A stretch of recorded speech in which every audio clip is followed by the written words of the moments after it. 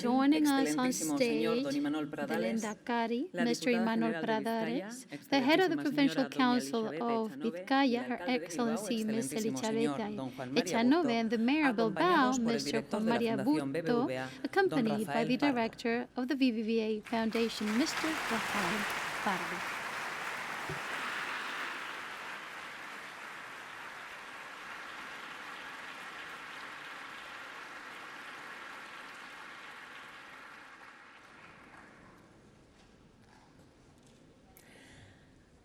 Accede ahora al escenario la presidencia de esta ceremonia. Don Carlos Torres Vila, presidente de la Fundación BBVA President of the BBVA Foundation and the BBVA Group, and Dr. Eloíso del Pino, President of the Spanish National Research Council, both of whom will chair this awards ceremony.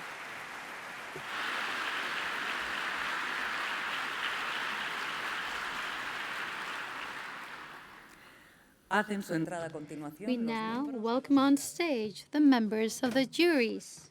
In the 8th categories of the 17th edition of the Frontiers of Knowledge Awards.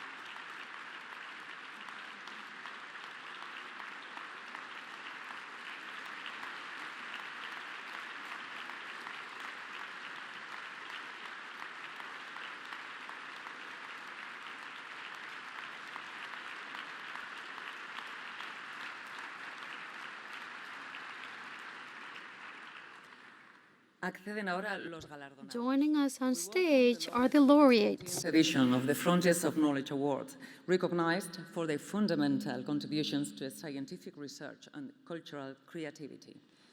In the category of Basic Sciences, Professors Avelino Corma, Universitat Politécnica de Valencia, CSIC, John F. Hardwick, University of California, Berkeley, and Helmut Schwarz, Technical University of Berlin.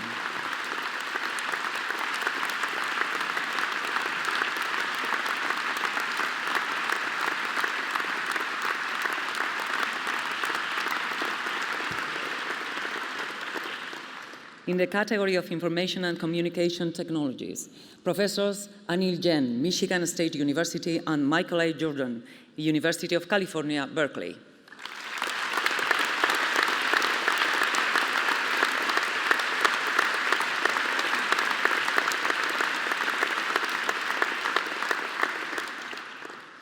In the category of Social Sciences, Professors Isaac Eisen, University of Massachusetts, Amherst, Dolores Albarracín, University of Pennsylvania, Mazarin Banaji, Harvard University, Anthony Greenwald, University of Washington, and Richard Perry, Ohio State University.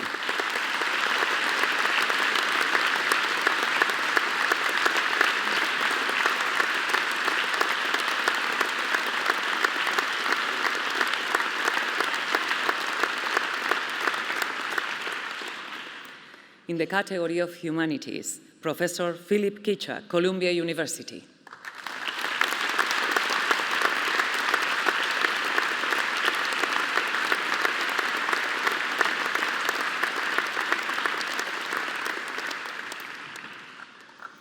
In the category of Biology and Biomedicine, Professors Daniel Joshua Drucker, Mount Sinai Hospital, Toronto, Joel Havener, Harvard University, Jens Juul Holst, University of Copenhagen, and Svetlana Moisov, Rockefeller University, New York.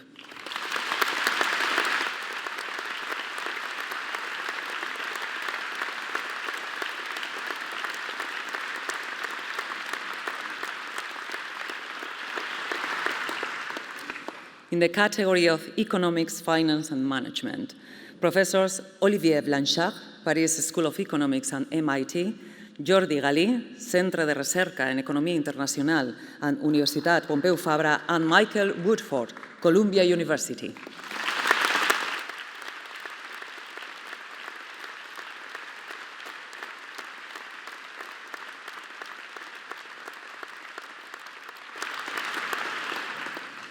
In the category of climate change and environmental sciences, Professor Camille Parmesan, National Center for Scientific Research, France.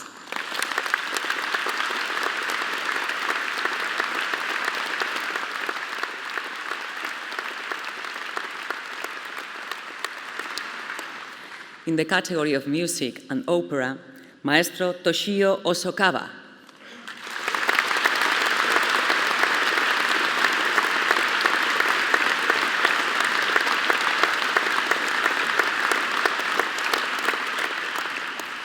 Ladies and gentlemen, please take your seat. Thank you.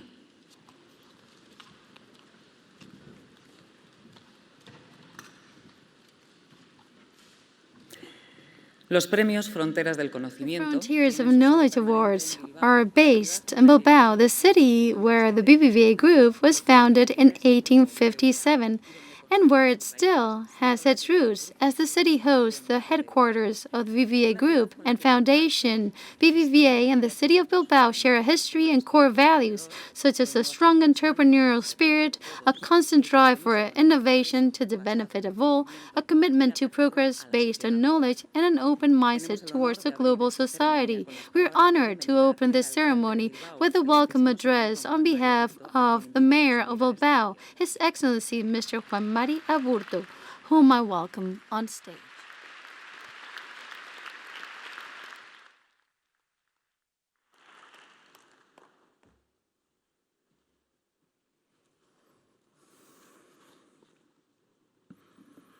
Lehendakari jauna, aldun nagusia, Ladies and gentlemen, President of the BBVA, Chairman of the BBVA, Madam Chair of CSIC, ladies and gentlemen, good evening everybody, welcome to this venue. I would like to welcome you on behalf of the city of Bilbao. I would like to welcome you to this celebration of the Frontiers of Knowledge Awards hosted by the BBVA Foundation, which is an event with lots of academic and human value. Y la inteligencia al servicio del bien común en un momento complejo para el mundo. Celebrate excellence, talent and intelligence in the service of the common good at a complex time for the world, a time marked by prolonged conflicts that have left thousands of victims in Gaza, Ukraine, and in the recent attacks in Iran. Violence, the suffering of civilians, political polarization, and the rise of extremism is something that challenges us directly. I am convinced that we cannot remain on the sidelines. I'm sure that each of us, from our position, can do a great deal to curb the absurdity of war, of hatred, of destruction, because they are the antithesis of what we are celebrating here, the value of reason, free thought, and knowledge as the driving force of progress and peace. Today, more than ever, defending knowledge is defending human dignity. Frente a esa oscuridad, el conocimiento, This darkness, knowledge, science, music, rigorous thinking, and international cooperation stand as beacons of hope. And this is why these awards are much more than an academic recognition. They are a collective affirmation of what should sustain our societies. They are a call to put people at the center, the leitmotif of my understanding of politics and government management. These awards are a commitment to education, science and cooperation. These awards invite us to build a better future through education, critical thought and talent. As the Mayor of Bilbao, it is an honor to host the ceremony. We are good travel companions because Bilbao, and I can say the same for our Basque country as well, constantly shows a great ability to transform, overcome and innovate. Bilbao is a university city that reaches out to the world and is committed to culture, sustainability and knowledge. The Basque Country is today a reference in scientific research, technology, and in private and public cooperation for development, and in social policies that are people-focused. And we wish to continue to be so, because we firmly believe in talent pure and simple, just like that, in talent that exists in each neighborhood, in each school, in each social context. And we believe that the institutions must guarantee that all that potential is fully developed, that any young person, wherever they live, has access to the best academic training without any barriers, without any constraints, that the people with most difficulties can follow the same path of excellence as today's prize winners.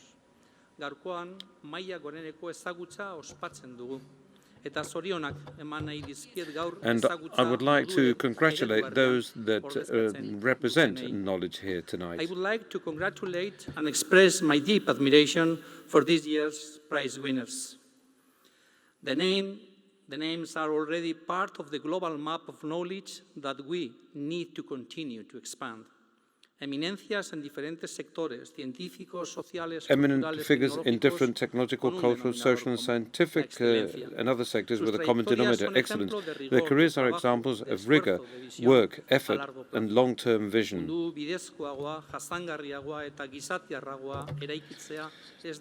We need to achieve a much more sustainable world, which is not just a hope, it's just or a wish, it's a shared responsibility, because Bilbao and the Basque Country, based on its history and its culture and its commitment, will carry on working in this collaborative area with a total conviction. That is, we have to be open-minded and hopeful. And I trust and hope that you will help us so that we can address this challenge. So once again, many thanks to the BBVA Foundation for your commitment to excellence and for having chosen this city as the venue for this encounter. Thank you very much for making Bilbao an international space of reference in the area of thought and culture. Bihotzez.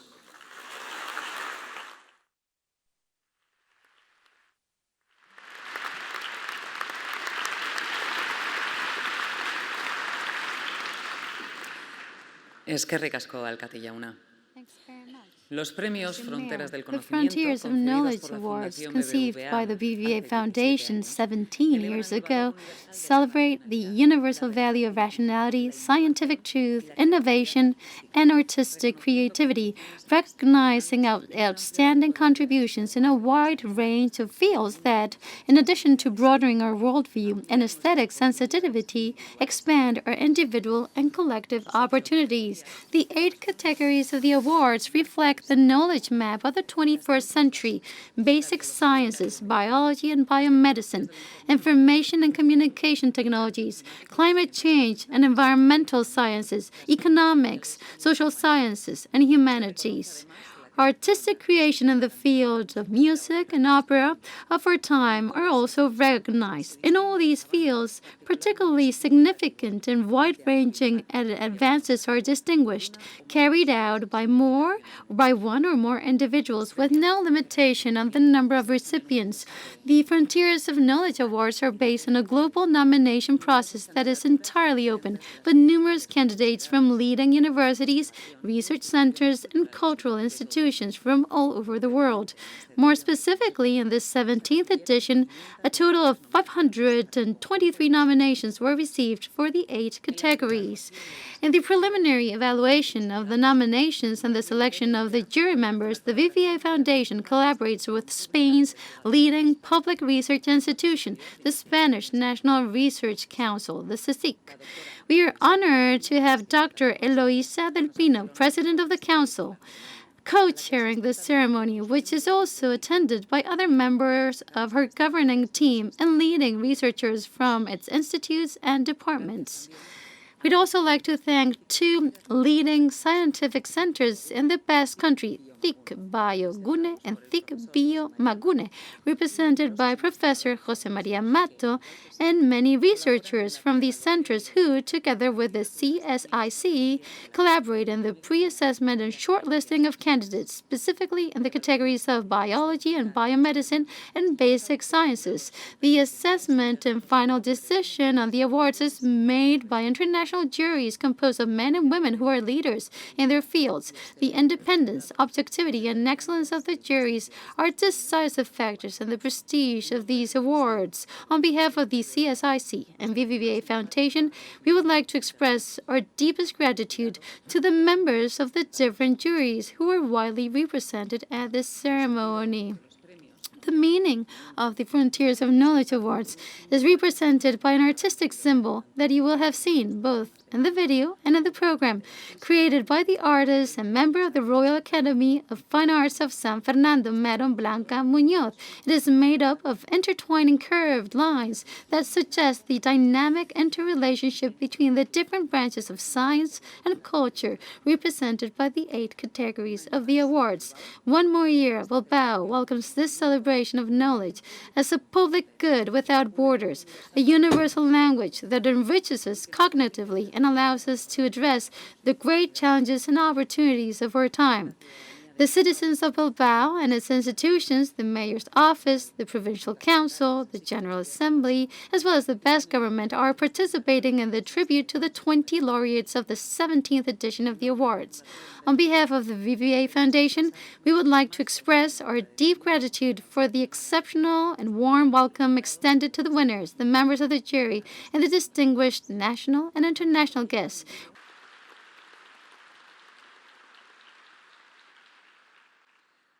Carlos Torres Vila, President of the BBVA Foundation, and Dr. Eloisa Del Pino, President of the CSIC, will co-chair this ceremony and present the awards in the 8 categories. The jury for the Basic Sciences category, chaired by Professor Theodore Hanks, Director Emeritus of the Laser Spectroscopy Division at the Max Planck Institute for Quantum Optics and Nobel Prize winner in Physics, has agreed to award the prize to Professors Avelino Corma, John Hardwick, and Helmut Schwartz for their advances in the field of catalysis to control and accelerate chemical reactions in industrial processes, improving efficiency and reducing energy. Professor Corma.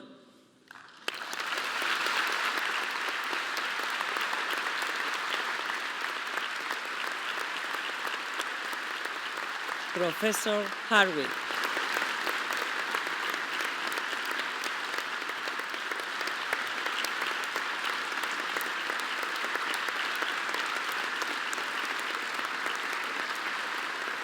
And Professor Schwartz.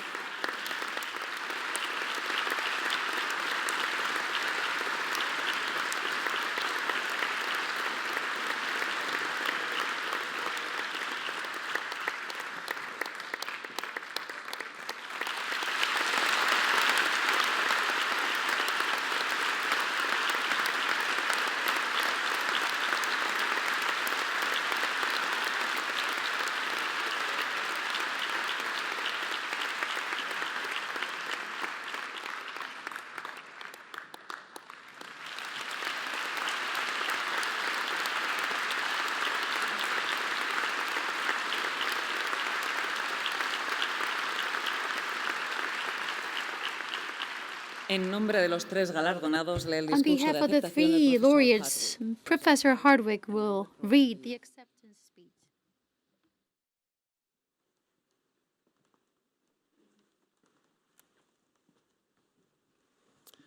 Good evening, and thank you everyone for being here. With a tremendous sense of gratitude and awe, I speak to you as a representative of Helmut Schwartz and Avelino Corma, scientists that I've followed for decades, and me as recipients of the award in Basic Sciences.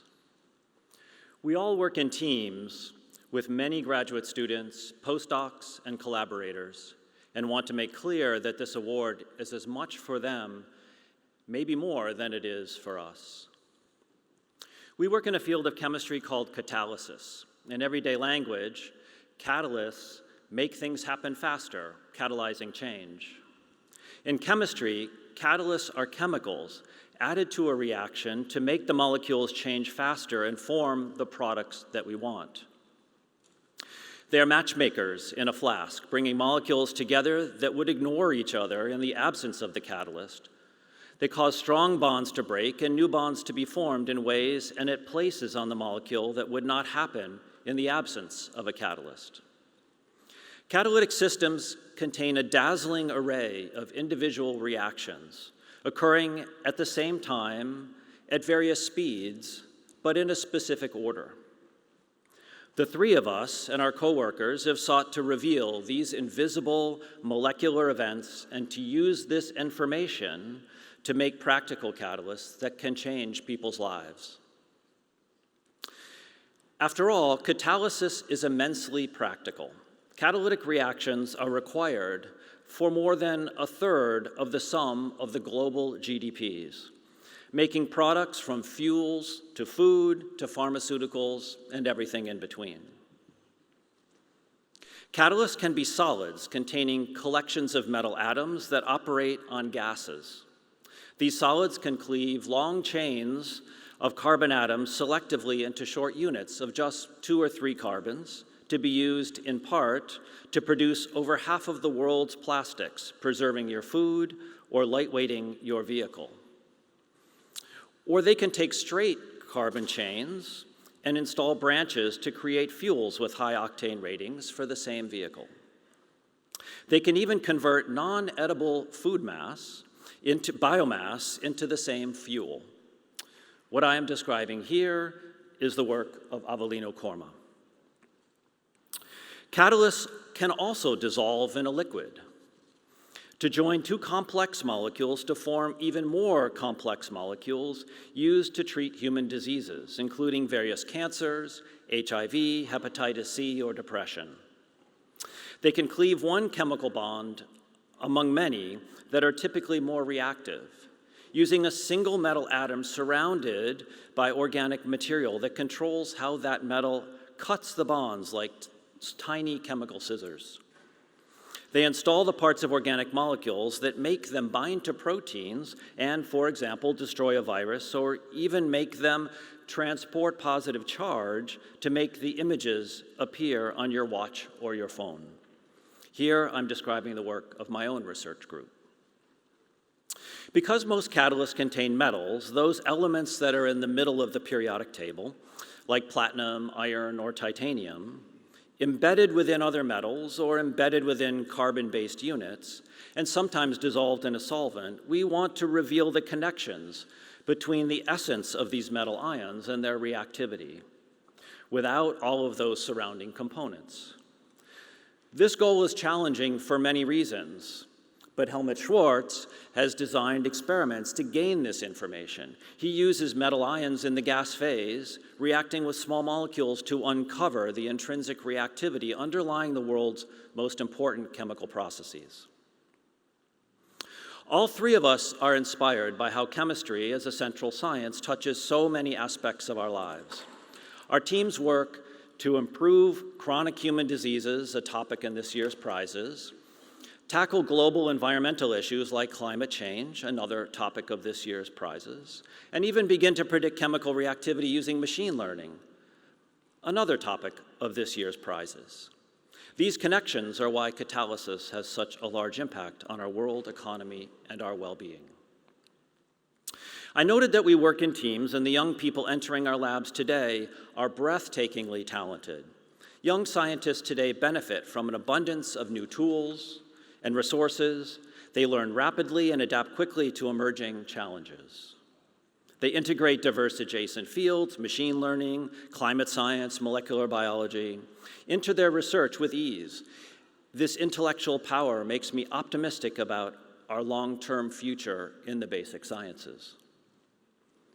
But I am deeply concerned about the near-term future. As for everyone at a university in the United States, federal funds provide the financial support for our research and our students and postdocs. In my group, for example, that's about 25 people, about 2/3 of the whole group. Today, I don't know whether I will be able to continue supporting those 25 people next year, or only 10, or even none, as is the case in some of our colleagues at other universities.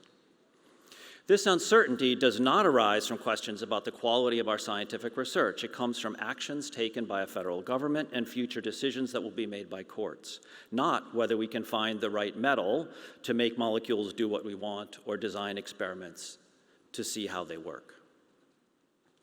That said, today is a day for celebration, and we are immensely grateful.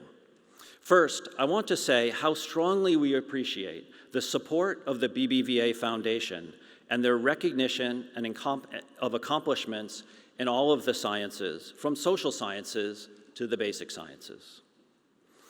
We are grateful for our financial supporters over the past decades, our students, our nominators, the jury for recognizing the accomplishments of our teams and the value of our field. And of course, our families who make our lives so enjoyable. We are truly honored to be included among the spectacular group of awardees across so many fields. Thank you.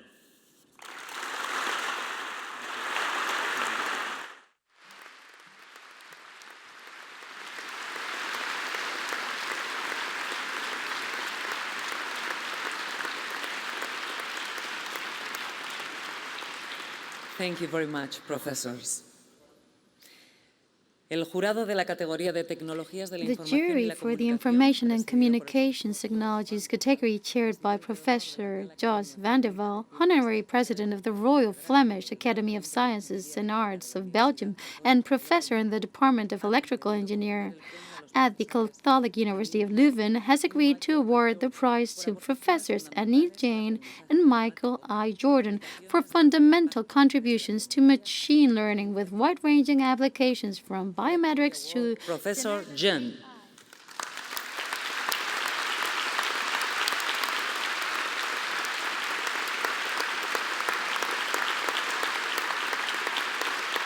Professor Jordan.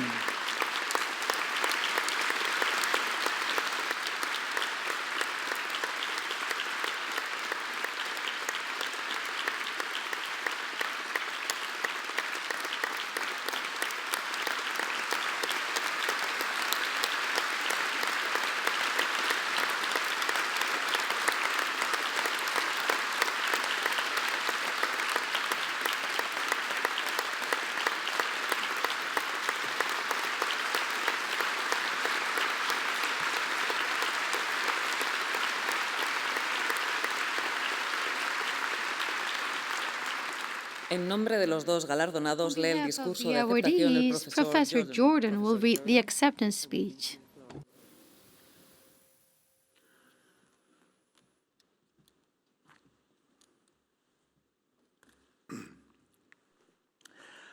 I am pleased to join Professor Anil Jain as a representative of the field of machine learning. Our field is currently growing rapidly and is having major effects on science, technology, and society. One of the major successes in machine learning is the field of biometrics, which aims to identify individuals based on body traits such as faces, fingerprints, and the irises of the eyes. In Professor Jain, we have the leading researcher worldwide in biometrics. His ideas have spawned the technology that is used by billions of people every day for multiple purposes, ranging from unlocking our mobile phones to making payments securely, to traveling safely and easily. There are several ways to tell the general story of machine learning, which includes Professor Jain's areas of biometrics and pattern recognition, as well as my own areas of uncertainty quantification, probabilistic reasoning, and decision-making. A common one is to view it as the natural next step for the field of computer science, where instead of programming a computer manually, we ask for the computer to learn from data. For example, the task may be one of deciding whether an object is present in an image or deciding whether a financial transaction is fraudulent or not. And the necessary training examples can be found in data that have been collected in the past or obtained by explicit human labeling. The computer then engages in a relatively simple learning process, making small gradient-based adjustments to a parameterized function. The resulting algorithm can be quite complex and is not something that a programmer could have developed. Another way to tell the story is to view machine learning as an outgrowth of the field of statistics, where instead of having a single investigator analyzing small data sets based on a small number of experiments, we have billions of investigators analyzing huge data sets based on a huge number of experiments. However one tells the story, it is a fact that machine learning has been having a significant impact in industry for several decades, and its impact is only beginning. Public awareness of machine learning technology took a major leap in recent years with the development of the so-called large language model, or LLM, with ChatGPT being a well-known example. These models are machine learning systems that are being trained at unprecedented scales of trillions of data points. At that scale, their range of knowledge is extensive, as is their ability to string together long sequences of words into coherent text. LLMs thus appear human-like, and the phrase artificial intelligence, or AI, has re-emerged as a description of the phenomenon and the underlying technology. Unfortunately, the word intelligence is less well-defined and more provocative than learning, and the result has been that machine learning technology has been surrounded with a level of hype and hysteria that is perhaps unprecedented in human history. Here is a better point of departure for understanding this technology. Every 50 years or so, a new engineering discipline emerges.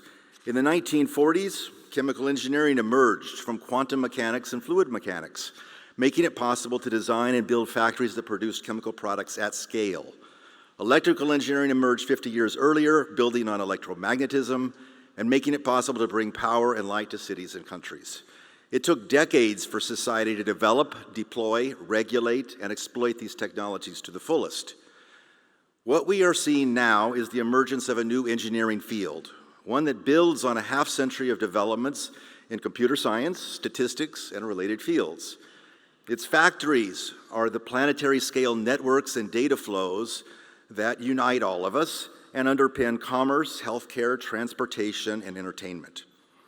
But whereas previous engineering fields focused on physical components such as electrons and molecules, the new field includes human preferences, values, and decisions as key ingredients. It's the first engineering field to do so at scale. It is being referred to as AI, but we must remember that the data for training AI systems comes from the contributions of billions of humans, and thus interacting with an LLM is best viewed as interacting with a collective, not a singular intelligence. This collectivist perspective can then be taken further, opening the door to thinking of new kinds of intelligence at a societal level. Indeed, building on a half-century of work in microeconomics, we know that collectives can produce behavior that is more intelligent than that of any single individual. Moreover, societal mechanisms can create wealth, incentives, and opportunities that enhance the lives of all individuals, not merely an elite few. Developing such mechanisms in a data-rich, networked, computational world is the grand challenge for the next century, for economics, and for the computing and information sciences. This will require not only academic innovation, but also informed dialogue with the public at large. Currently, we are quite far from such informed dialogue. For the young people who are listening, I would urge you to contribute to the emerging field of AI. In doing so, I wish you to keep three things in mind. First, keep in mind that AI is not magic, but it is built on basic science, mathematics, and engineering. Second, the focus should be on the social context of AI and its effect on society. And third, AI must be an international effort if it is to fully realize its potential for enhancing human welfare. Thank you very much.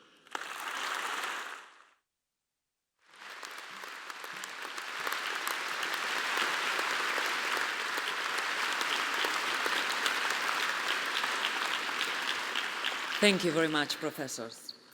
The jury for the social sciences category, chaired by Professor Stephen G. Surechi, distinguished university professor at the University of Massachusetts Amherst, has agreed to award the prize to Professors Isaac Aiden, Dolores Banagi, Anthony Greenwald, and Richard Petty for fundamental, theoretical, and empirical contributions that have revolutionized the way attitudes are conceptualized, measured, and applied in numerous fields, improving the prediction of human behavior. Professor Eisen.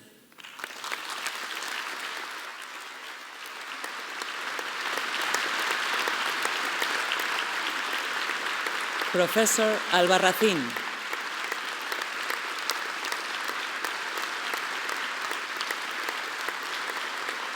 Professor Banagi.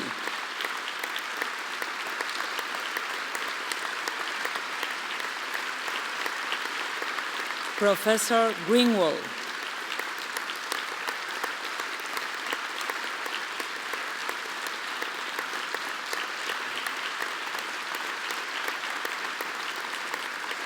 and Professor Petty.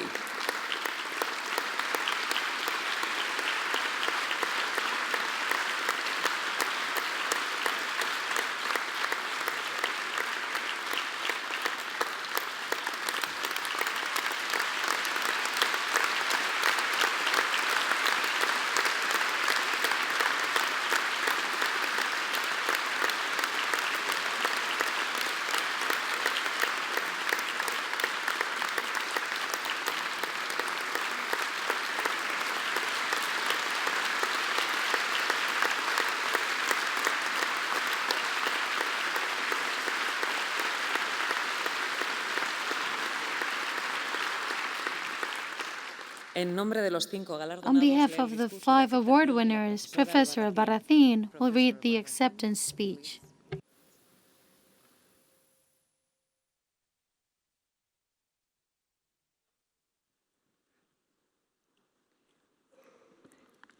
Esteemed audience, members of the BBVA Foundation, colleagues, it is an extraordinary honor to accept this Frontiers of Knowledge Award in Social Sciences on behalf of the 5 social psychologists who compose our group: Isaac Eisen, Richard Petty, Masrin Banaji, Anthony Greenwald, and myself, Dolores Albarracín.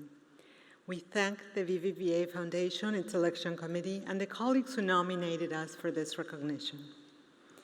In 1935, Gordon Allport described attitudes as the most distinctive and indispensable concept in contemporary social psychology.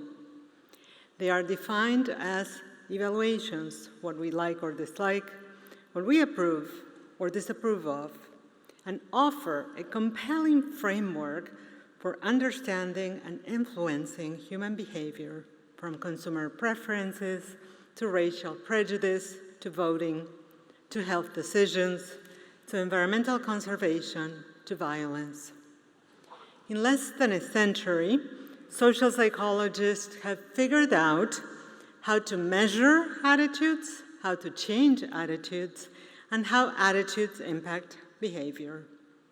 This significant work has been developed by many research teams with the contribution of exceptional and dedicated psychologists all over the globe. We represent those collective efforts, highlighting 3 types of discoveries. Isaac Eisen, Masrin Banaji, and Anthony Greenwald have made seminal contributions to attitude measurement, along with our shared late mentor, Marty Fishbein. Eisen designed ways to measure beliefs, such as the perception that voting in the election might offer financial benefits to voters. Eisen also designed procedures to measure the beliefs that underlie social norms and perceptions of control over one's behavior. Masrin Banaji and Tony Greenwald revolutionized measurement by creating the implicit association test, a tool that gauges the time to associate an object with a good or bad evaluation. The test infers a positive attitude toward red wine when people pair good and red wine more quickly than they pair bad and red wine.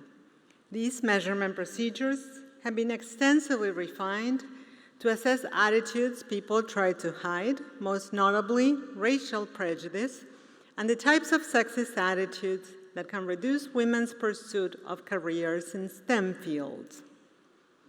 The second contribution recognized today is in the understanding of attitude and behavior change processes. In collaboration with John Cacioppo, Richard Petty solved critical empirical inconsistencies about persuasion. What is more important, for a message source to be attractive or for the message arguments to be strong? Petty has taught us that message recipients who have time and are motivated to think about an issue are persuaded by the arguments presented in the message. In contrast, when message recipients are uninterested, busy, or distracted, they pay less attention to the message claims and are swayed by an attractive source, or a powerful but meaningless slogan. My own work has clarified when messages affect not only attitudes but also behaviors, and when beliefs mediate versus rationalize attitude change. For example, my collaborators and I have shown that people who are unmotivated and distracted form attitudes based on emotions, but later rationalize those attitudes by forming beliefs in more specific, seemingly rational claims. The third contribution the award celebrates pertains to how attitudes predict behaviors. Eisen has shown how we can predict somebody's behavior by considering their attitudes, the social pressures they feel, and their belief that the behavior is up to them. Petty has demonstrated that strong, confident attitudes predict behavior better than weak ones. Banerjee and Greenwald have highlighted that implicit attitudes can affect behavior with relatively little conscious awareness. My own work has revealed how attitudes predict behavior when people are motivated by action goals and when attitudes are formed from behaviorally relevant information. In closing, perhaps more than any other psychological concept, attitudes have connected individual psychology with collective behavior, making attitudes a cornerstone of not only 20th century psychology, but also 21st century social science. The scientific contributions recognized today have been made possible by universities, professional societies, and funding agencies in the United States. For decades, these institutions have nurtured scientists born in unlikely places such as Poland, India, Argentina, and the United States. At a time when social science and international scientific collaborations are being undermined in the United States, this award tells us that meaningful research must persist even amid political assaults on the discipline. So, in the words erroneously attributed to Don Quixote, ladran Sancho, señal que cabalgamos. Muchas gracias, eskerrik asko.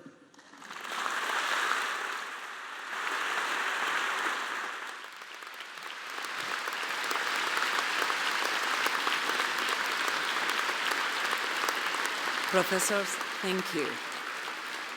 Thank you.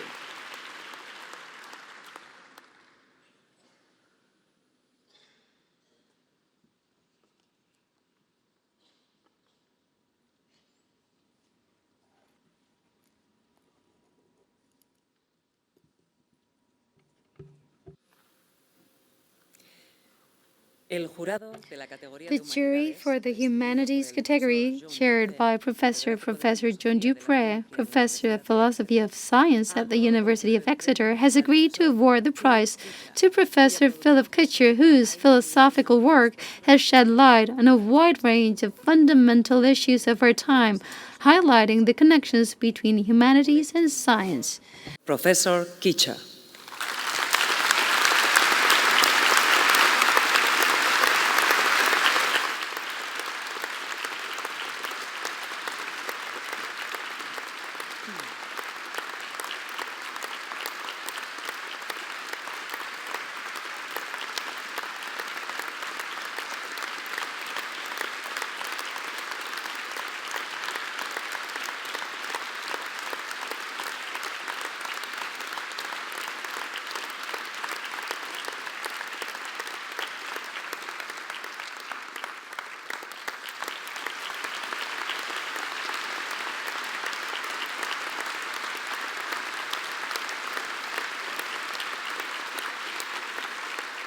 Professor Kitcher, I will give you the floor.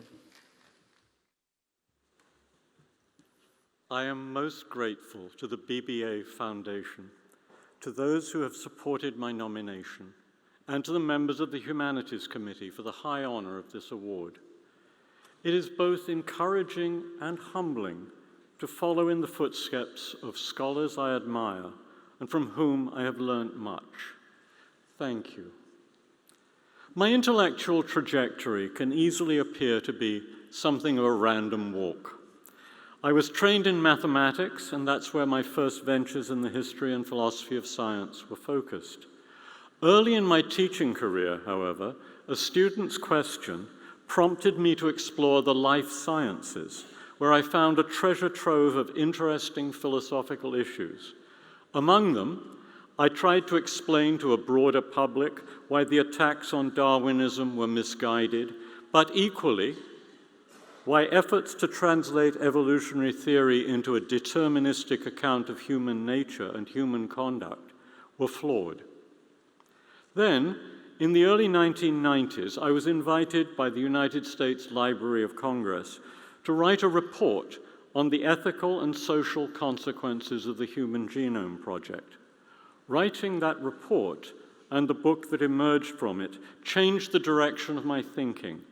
I came to see the search for knowledge as socially embedded in ways intended to promote the common good. Research is valuable not because it amasses wealth for the fortunate few, but because of the benefits it brings to the citizens of a society, or better, for humanity in general. I thus found myself drawn into questions in ethics and political philosophy. In approaching these, I drew on my background in the sciences.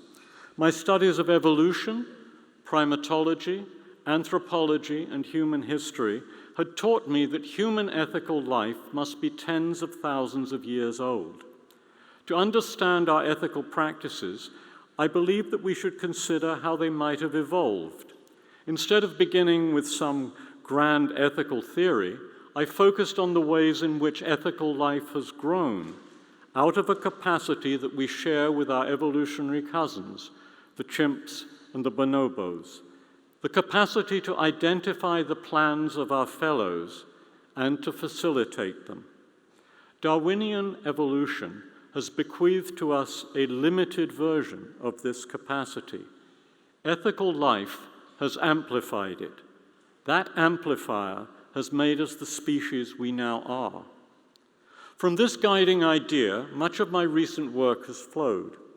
I have explored our moral progress with the hope of seeing how it might become less bloody and more secure. I have tried to expose and to address the ethical issues that arise in connection with climate change. And I have attempted to think about the fundamental goals of education and about the strategies for achieving them.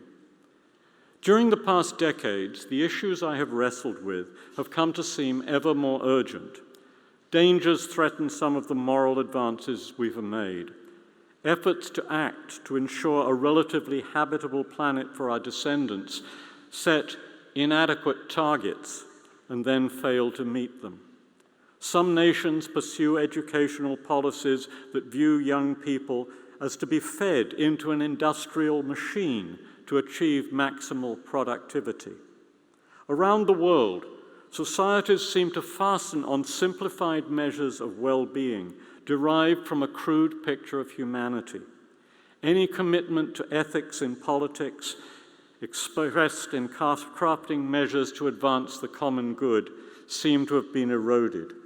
Instead of amplifying our responsiveness to others, as in the ethical project that has made us the beings we are, leaders inculcate an attitude of narrow self-interest, where all must attempt to compete in a dog-eat-dog world. One of the crudest and most grotesque versions of this trend is found in my adopted country, the United States. My retrospective vision perhaps deceives me, but I don't think of my intellectual journey as a random walk. It consists in trying to recruit diverse areas of inquiry as partners for one another in the project of human progress.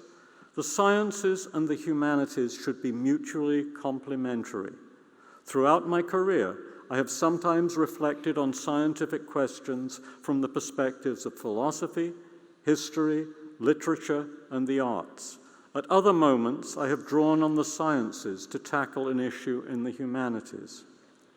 At a time when the humanities are often written off as unnecessary, it is reassuring that an award in this area exists. For that, too, I thank the BBVA Foundation. As someone whose parents lacked the opportunity even for a secondary education, I feel immensely privileged to stand here tonight. My journey has benefited from much good fortune. I want to end by thanking those who have helped me along the way. Scores of teachers, helpful friends and colleagues, and the support of a lifelong partner, also a philosopher, who has sometimes, but perhaps not often enough, restrained my wilder flights of fancy. Thank you all.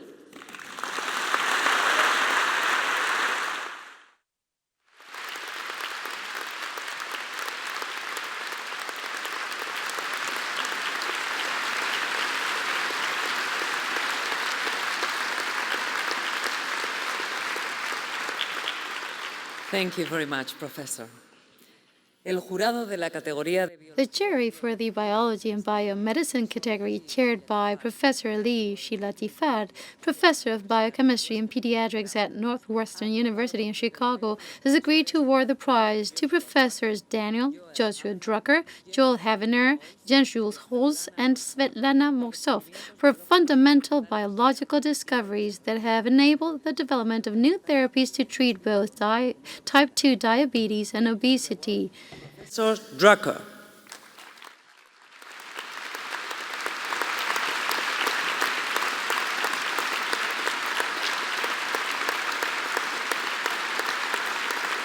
Professor Holst.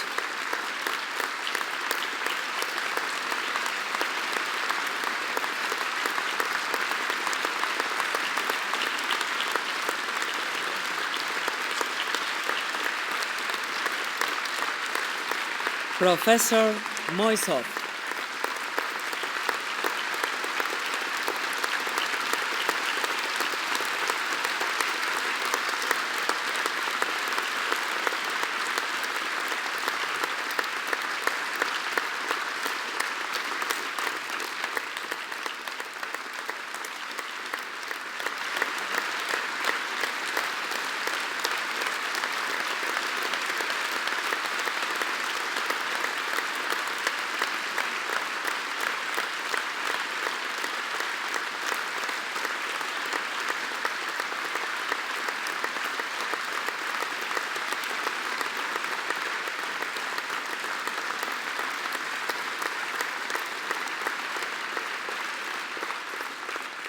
Los tres galardonados leerán Three ahora el laureates discurso de will now read the acceptance speech.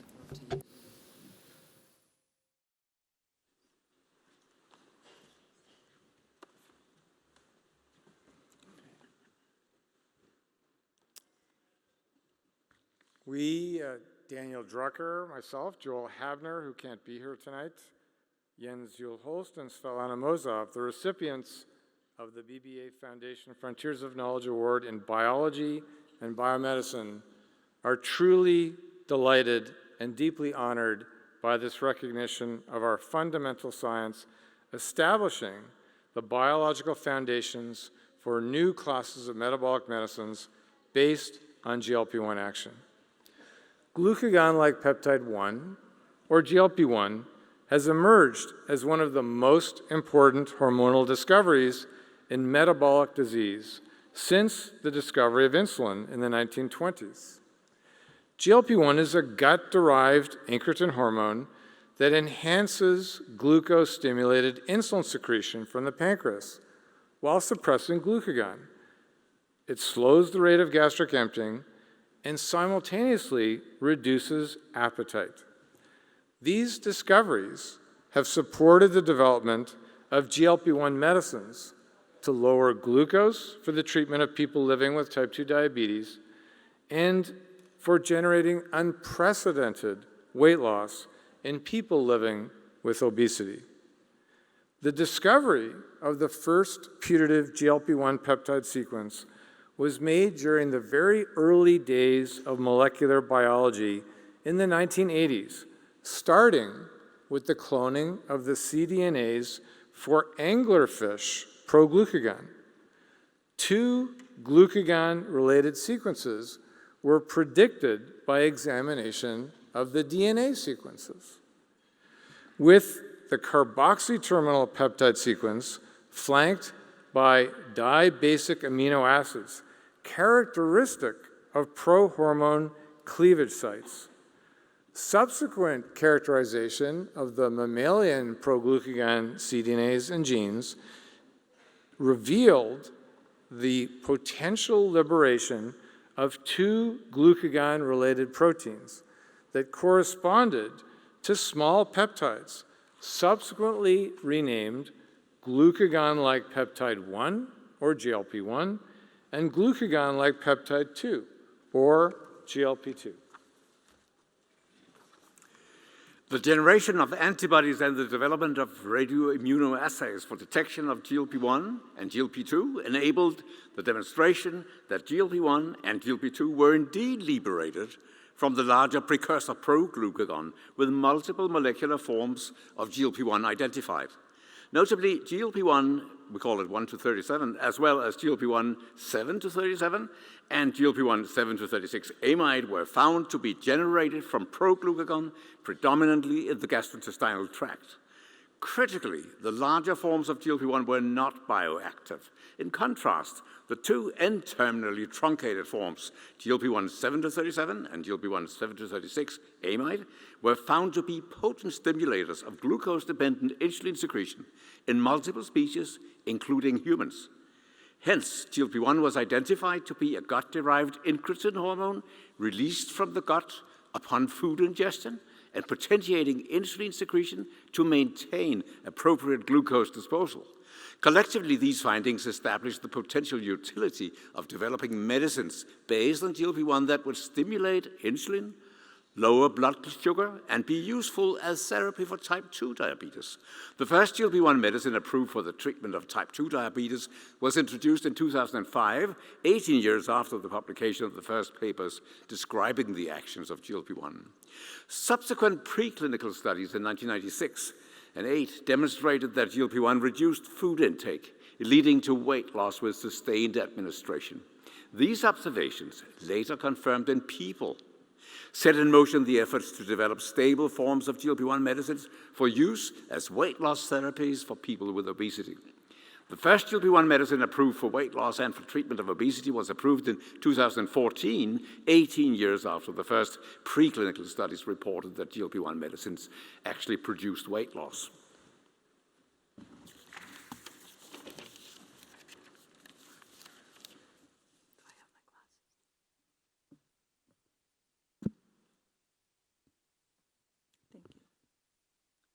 Remarkably, GLP-1 has been shown to have a wide range of useful actions beyond reduction of blood sugar and body weight.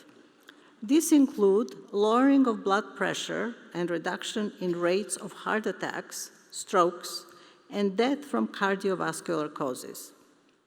GLP-1 medicines also decrease the likelihood of developing kidney disease in people with type 2 diabetes.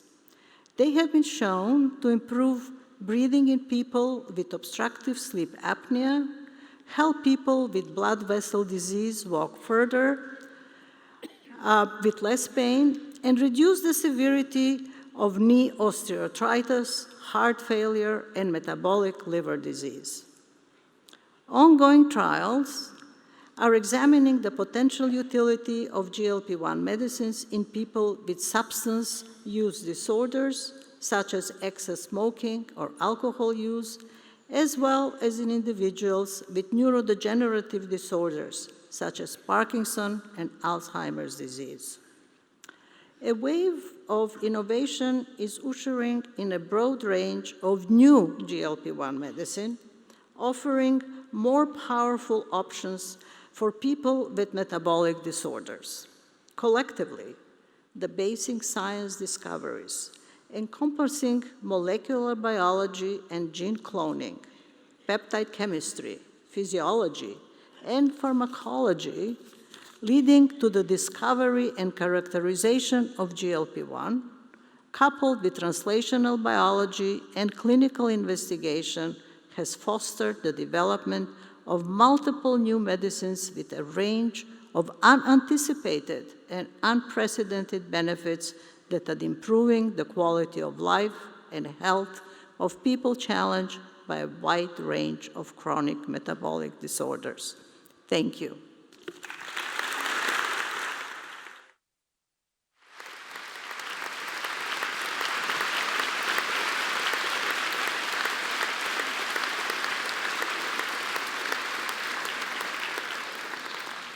Thank you very much, professors. The jury for the Economics, Finance, and Business Management category, chaired by Professor Eric Mascom, Adams University professor, Harvard University, and Nobel Prize winner in economics, has agreed to award the prize to Professors Olivier Blanchard, Jordi Galí, and Michael Woodford for their profound influence on modern macroeconomics by laying the foundations of the new Keynesian paradigm, designing the most widely used fiscal and monetary policy rules and instruments over the past 15 years. Professor Blanchard.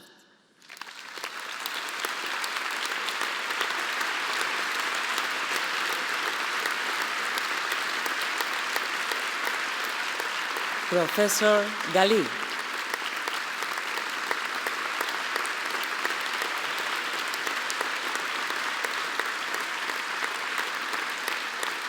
And Professor Woodford.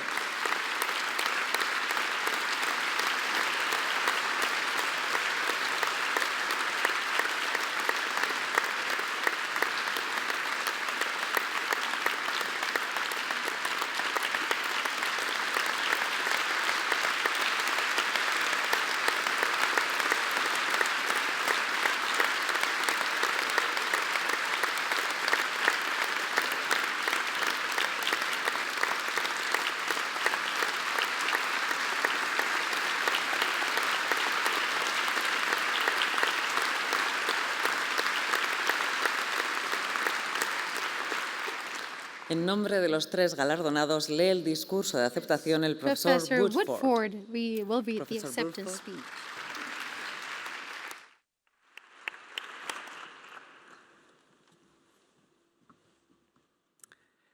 I am deeply honored to have been awarded the 17th BBVA Foundation Frontiers of Knowledge Award in Economics, Finance, and Management, together with my colleagues Olivier Blanchard and Jordi Galí, for our work on the foundations of what has come to be known as the new Keynesian approach to macroeconomic modeling.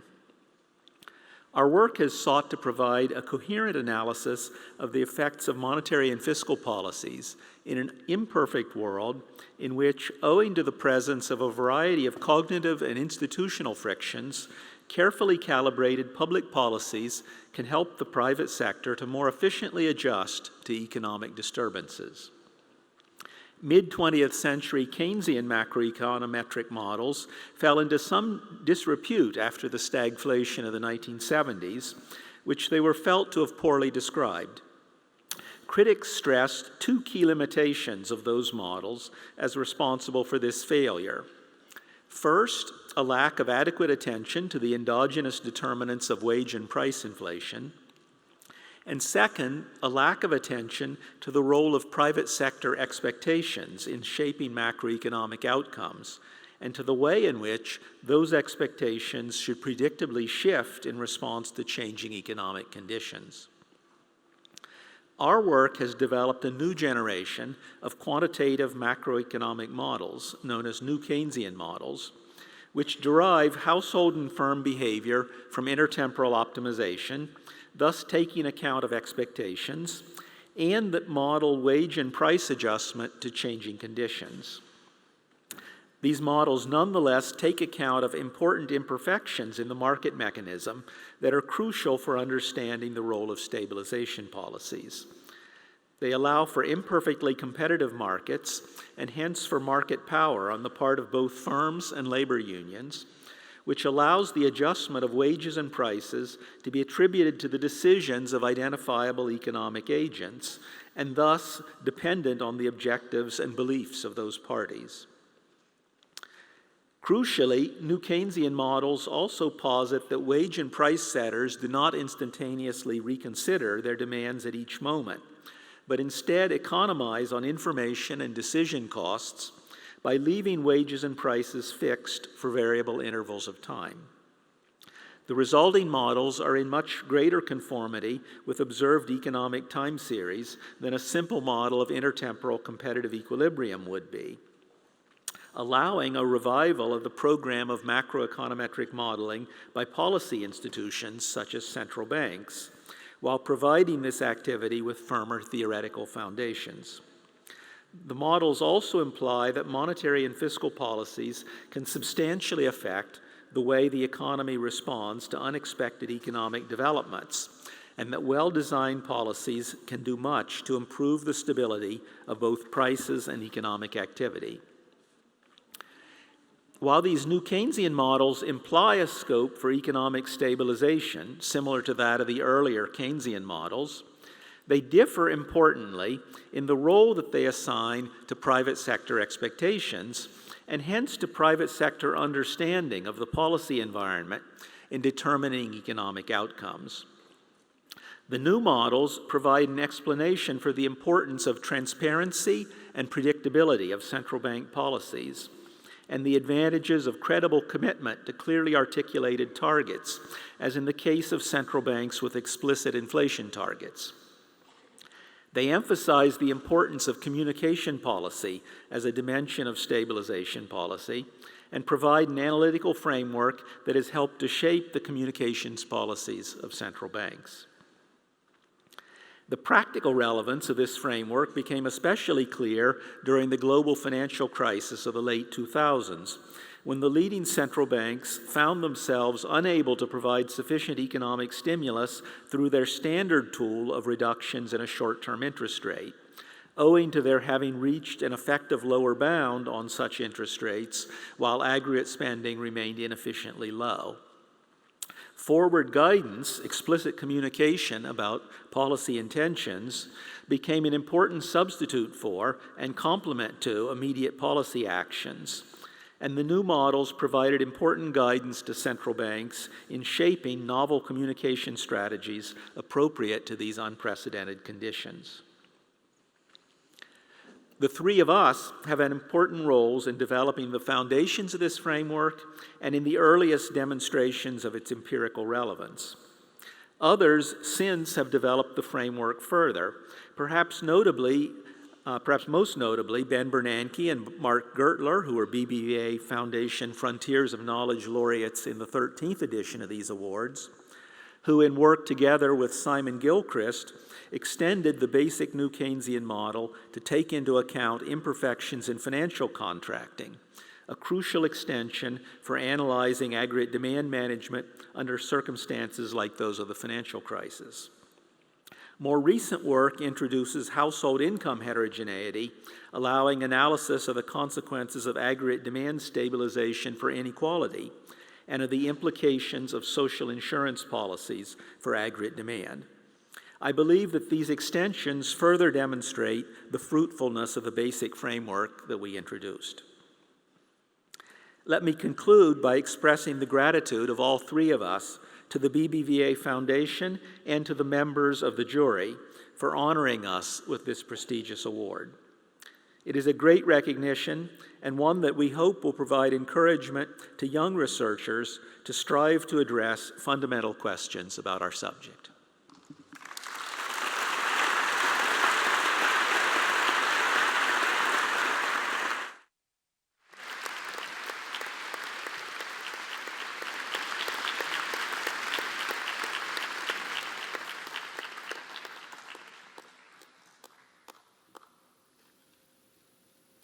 Thank you very much, professors.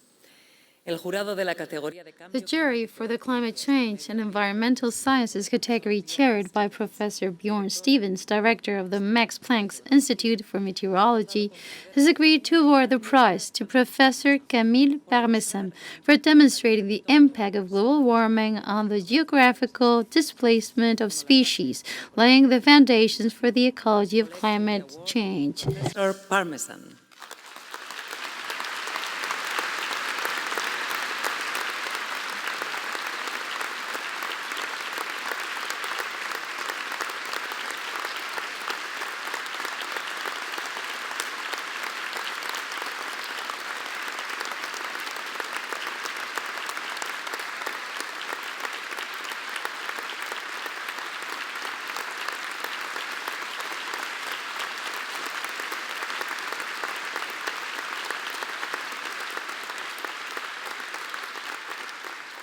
Professor Parmesan, I yield the floor to you.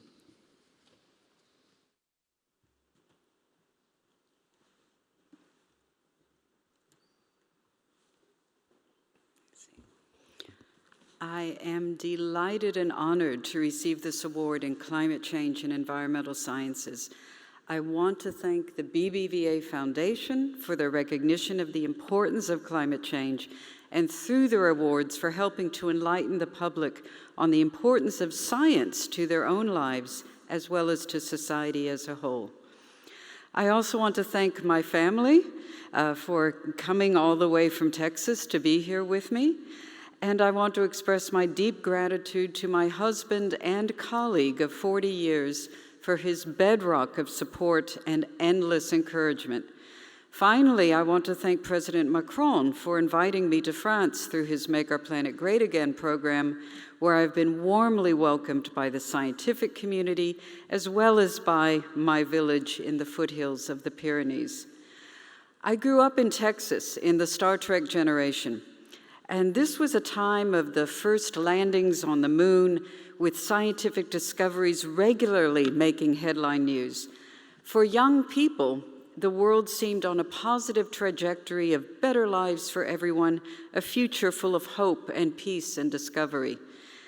Just as I was finishing my first university degree in the 1980s, this started to shift.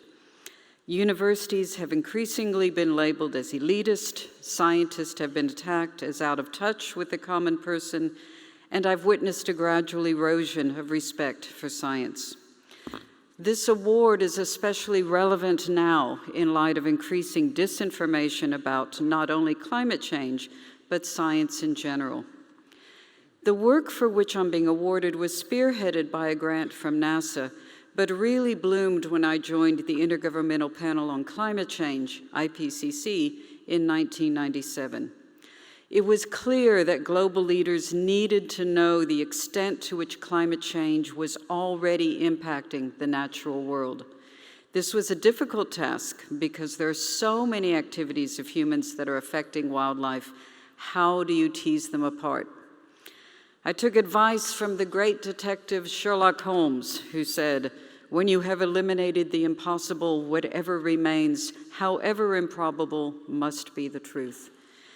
So using a systematic approach of elimination, we were able to conclude that climate change is indeed affecting a majority of species, changing when, where, and how they live. Of immediate relevance to conservation are the massive movements of species ranges that are occurring as the climate space to which wild species are adapted shifts around the globe. This discovery created much angst in the conservation community. The global network of protected areas, so painstakingly created, we're clearly not going to be able to protect all the species for which they were designed. Conservation in a time of rapid climate change requires a new way of thinking that allows for dynamic changes in local communities, that aids rather than hinders those changes, and that embraces new waves of hybrids being formed as species that were historically separated come together. This process is most advanced in the Arctic, where the shrinking of the polar ice cap has opened new oceanic passageways, and Atlantic whales and seals are breeding with their distant relatives from the Pacific. Wild species pay no attention to political boundaries. Effective conservation more than ever needs to coordinate across countries. Tackling the problems that have arisen because of human-driven climate change requires transboundary research, planning, and action. Attacks on science, not only in the USA but around the world, are coming at a time of climate emergency when international cooperation is most needed. Climate science should not be politicized. I'm an American, which makes me an optimist. I've spent much of my career fighting the anxiety and pessimism that the reality of climate change imposes. But I've been trying to get this message across to the public of how climate change is altering the natural world and how these changes are already causing suffering for humans, especially the most vulnerable peoples and in the most vulnerable nations. In doing that, I've learned that I'm a right-brain person. I know how to use scientific facts and graphics of scientific data to support the conclusions I've developed in my own research and in working with others in my 27 years in the IPCC. But this approach doesn't reach everyone, and I've learned that many people favor the left side of their brain, responding more intuitively to the world around them, more moved by feelings than by facts. So to this end, I've increasingly been working with artists, particularly filmmakers and photographers, and I intend to devote a portion of this prize to further engagement in the art-science interface. Filmmakers like Heidi Morstang and Gabby Bastra have come with an outsider's view of science and breathtakingly beautiful cinematography to help me tell the tale of climate change and how it's altering the natural world. I can reach people's minds, but I need artists to reach their hearts. In summary, I thank the BBVA Foundation, the jury, my nominators, for their practical and moral encouragement to continue with this work in these difficult times for science. Thank you very much.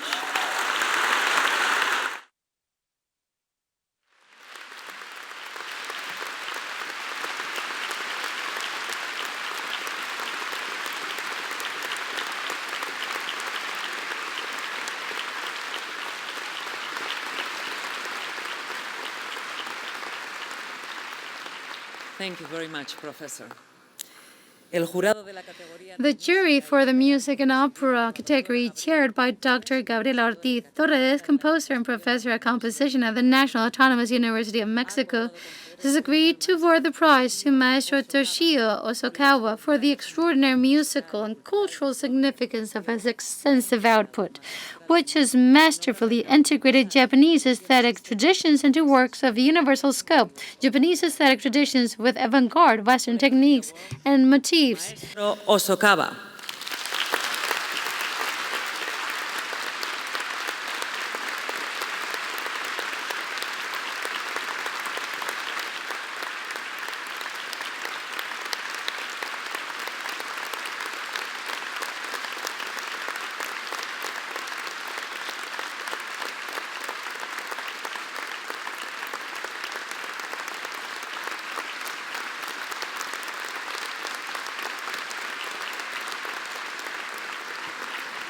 Maestro, I yield the floor to you.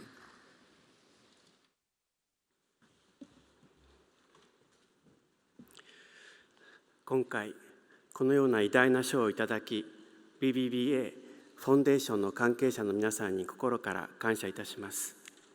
また、私を選んでくださった素 I 晴 would ら like し to い審査 express 員の my 皆様に heartfelt gratitude to everyone at the BBVA Foundation for presenting me with this great award. I would also like to express my sincere gratitude to the wonderful judges who selected me. The composers who have received this award in the past are all wonderful composers whom I respect and who have left their mark on history. It is a great honor to be included among them. I hope to continue working hard so that I can live up to this honor. I was born in Hiroshima in 1955, 10 years after the war.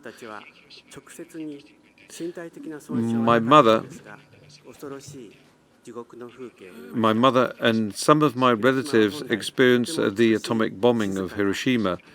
Although my mother did not suffer any physical injuries, she witnessed the horrific scenes of hell. Hiroshima is a beautiful, quiet city surrounded by the Seto Inland Sea and gentle mountains. I was born in the suburbs of Hiroshima, so I grew up without knowing much about the tragedy because I was born outside the city. My mother and my relatives really spoke nothing about this. And it was not until I was 20 and studying abroad in Berlin that I began to deeply understand and reflect on the tragedy of Hiroshima. In Europe, when I mentioned that I was born in Hiroshima, everybody thought that I came from the horrific atomic bomb city. For me, Hiroshima was a naturally beautiful city, but Europeans only saw it as the city of the atomic bomb tragedy. I have been studying piano since childhood and always loved Western music. Specifically, I was drawn to classical music by composers such as Bach, Mozart, and Beethoven. My mother played the koto, a traditional Japanese instrument, as a hobby, and my grandfather was a master of ikebana, the art of flower arrangement. So our home had a very traditional Japanese atmosphere. In such an environment, I was captivated solely by Western music and viewed the traditional Japanese music my mother played as boring and sleep-inducing. It wasn't not until I studied abroad in Berlin that I began to appreciate the beauty of traditional Japanese music. At that time, in the late 70s, there was a strong interest in non-European music in Europe, and composers were actively respecting the world's ethnic music and trying to create something new from it. My European composition teachers also encouraged me to study traditional Japanese music and Japanese aesthetics. In this way, when I left Japan for the first time, and when I started to study in Europe, that's when I started to understand the beauty of Japan, when I was away from Japan. So, whilst in Europe, I began the process of exploring the roots of my own music, whilst I simultaneously learned about the cutting-edge music of Europe in creating my own music. I have written many works with the theme of the sea. I love the sea, perhaps because I was brought up very close to the sea, but I'm not trying to describe a real sea. I think that there's an endless sea of sound that exists within everyone. It is shrouded in deep darkness and infinite mystery. And this is something that you can find at the bottom of your heart, and that is surrounded by an infinite mystery. And yet at times, a beautiful light pierces through it. And from the vibrations of that sea, words and music are born. This sea may be what depth psychology refers to as the collective unconscious, or what Buddhism calls the alaya consciousness. This sea has no borders. There is no east or west. And my composition is the process of listening to the vibrations that emerge from it and transcribing them onto sheet music. It is not my ego that composes that music. It is rather that I become a sort of medium that listens to the voice of the sea. My ego dissolves into the sea and disappears, and that is what composing music means to me. In 2011, there was a major earthquake in Fukushima, and the nuclear plant exploded, releasing radiation into the sea. Recently, the beautiful sea of my hometown has also begun to be polluted by plastic. I have oratorios and operas themed around Hiroshima and Fukushima and environmental destruction. I think our heart's seas are also beginning to be polluted little by little. And in such an era, I want to reclaim the primordial sea once again. We have to listen to the voice from that untainted sea and deliver that voice to the world through music. I sincerely hope that this will be a song of prayer that casts a beautiful light onto the dark sea. But I would like to dedicate this great word first and foremost to Mr. Arata Isozaki, the great Japanese architect whom I respect more than anyone else, but who passed away 2 years ago. Mr. Arata Isozaki did not only create a wonderful stadium in Barcelona for the Barcelona Olympics, but also has many works in Spain, including a building that was erected here in Bilbao. Mr. Isozaki was my mentor in life and taught me many things. He loved Spain and he taught me about its greatness and how magnificent this country is. He was also an excellent cook and invited me to his home in Japan, where he prepared delicious Spanish cuisine for me. I'm sure he is watching over me from heaven and rejoicing in this award I have received in Bilbao. Thank you very much. Thank you all very much.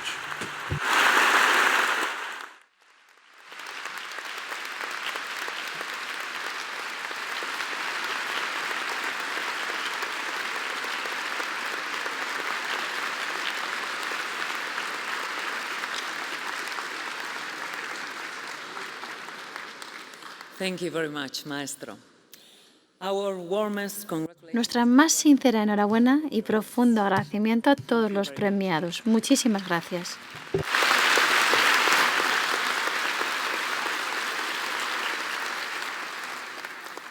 En nombre del CSIC, institución colaboradora. On behalf of the CSIC, a collaborator of the Frontiers of Knowledge Awards, I will now give the floor to its president, Dr. Eloisa del Pino.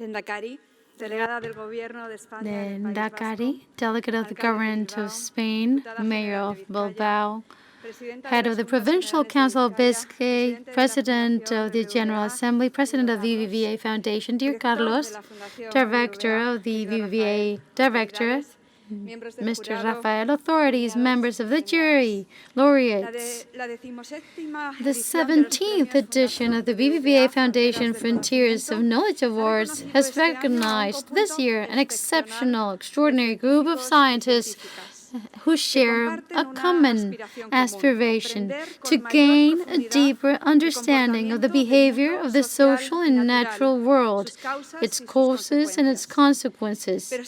But if one thing stands out above all else in the work of these scientists, it is indeed their determination to delve deeper, to identify possible paths to transform this behavior when it deviates from what is desirable. Thanks to the winners in the social sciences and humanities category, we now know that human behavior is shaped by a complex variety of factors, including the so-called implicit biases, attitudes and stereotypes that develop in early childhood, even before the age of 6, and that affect, without us being fully aware of it, issues as diverse as race, climate, and health.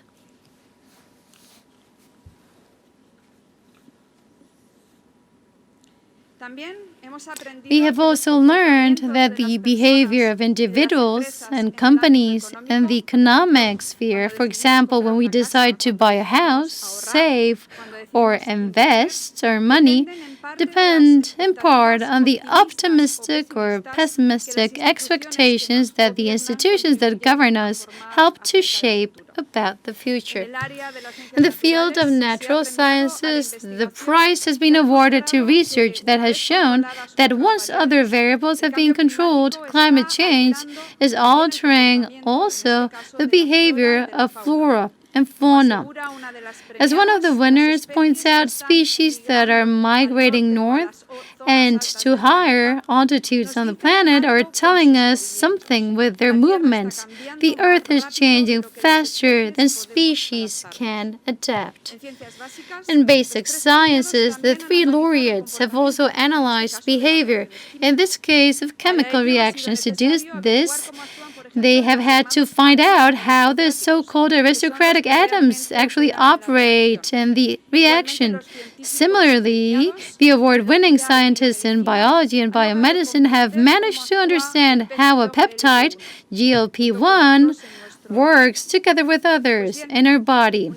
Well, now that basic science has given us a better understanding of how peptides, chemical reactions, and climate, wildlife, and even human beings themselves behave, we have the opportunity and also the responsibility to think about how we can modify these behaviors in order to pursue the ideal of a better world.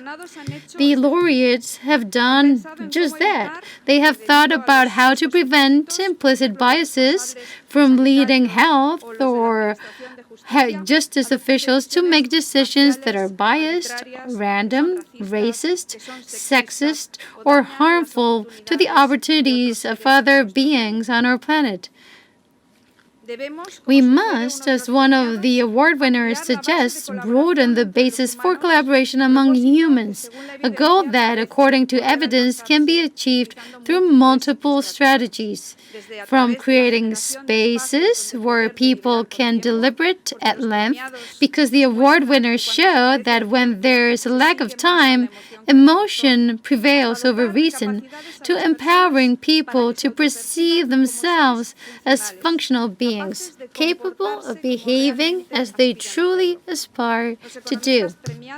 The awarded economists revealed that where discretion was once proposed for economic policies, the strategy now must be communication, which helps to generate hopeful expectations, or at least to curb the uncertainty that is rampant. And precisely to reduce this uncertainty with which humans are forced to make decisions on our day-to-day lives, for example, as consumers or as savers, and to reduce the uncertainty of the context in which global markets and institutions operate, certain algorithms and machine learning can be excellent formulas.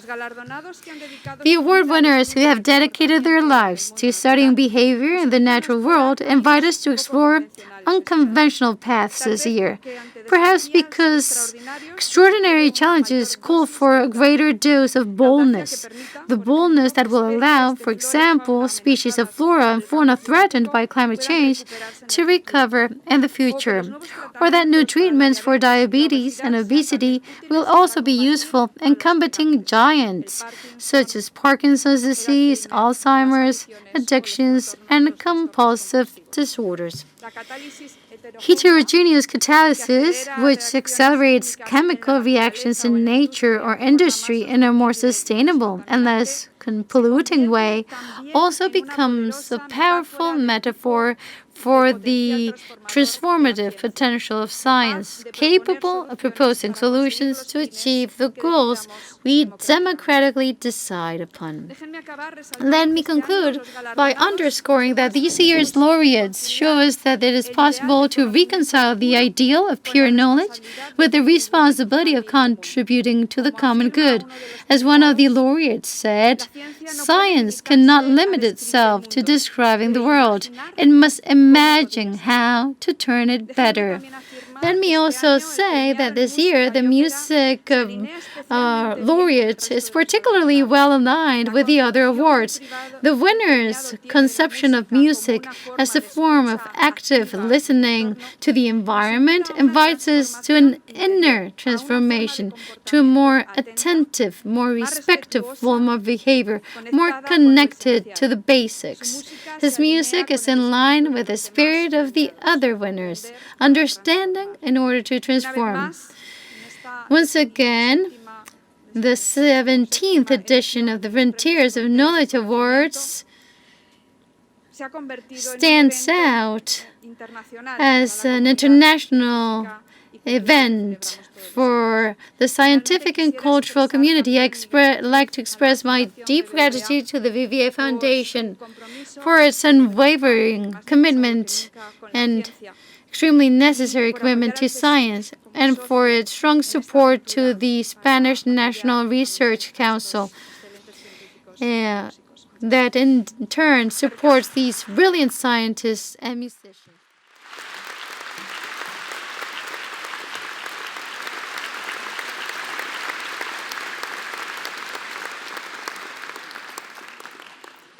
Muchas gracias, Presidenta. Thank you very much. And now I'd like to give the floor to Carlos Torres Vila, President of BBVA.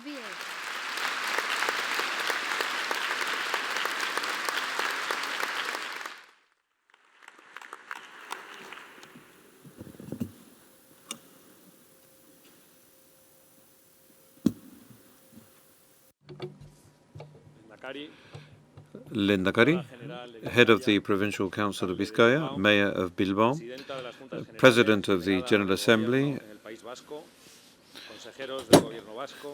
regional ministers of the Basque government, provincial councillors, authorities, diplomatic corps, rectors, president of the CSIC, director of the BBVA Foundation, patrons, jurors, prize winners, ladies and gentlemen. Good evening, everybody. Arratsaldeon, as they say in Basque, and welcome to this awards-giving ceremony organized by the BBVA Foundation. It's a great pleasure for me and a great honor for me to be here with you here tonight.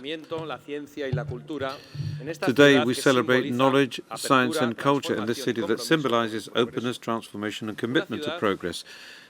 A city that, like few others, has known how to look towards the future without renouncing its identity. Bilbao forms part of the BBVA's DNA. This is where the group was born 168 years ago, and this is where it still maintains its roots alive. Bilbao and the BBVA share the same vision of the future based on talent, innovation, effort and cooperation.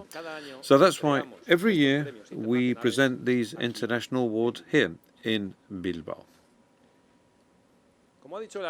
And as the mayor said before, we live in complex times with enormous challenges: geopolitical fragmentation, new wars are breaking out, we have the erosion of trust in many institutions, there's also climate change, but we also have some extraordinary tools to deal with this. We have science, technology and culture.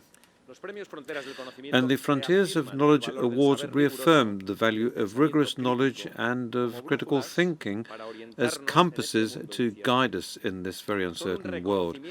They recognize careers that have expanded the frontiers of knowledge in multiple fields, from biomedicine to economics, from climate science to contemporary music.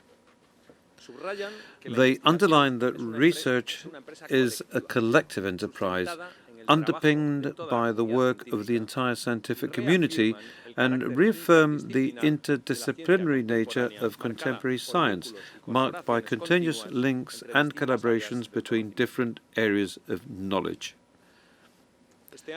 And this year, the Frontiers of Knowledge Awards have once again provided us with an exceptional overview of cutting-edge knowledge and human talent, from biomedicine to the humanities. The contributions recognized share an essential feature: their transformative impact on people's lives and their ability to illuminate solutions to deal with major global challenges. The winning breakthroughs range from new therapies that can improve the lives of millions of patients to fundamental innovations in green chemistry that will enable cleaner and more responsible industrial production. In a context marked by the environmental crisis, research that documents with a solid empirical basis the effects of climate change on biodiversity, anticipating its ecological and social consequences. The digital revolution has played a prominent role, with recognition for pioneering developments in the field of generative artificial intelligence, technologies that are redefining our ways of creating, deciding and living together, and which therefore require a use that is in line with the values we want to preserve. And the awards have also highlighted social studies that help us to better understand human attitudes and behaviors, and that also help to strengthen cohesion, justice and democratic coexistence.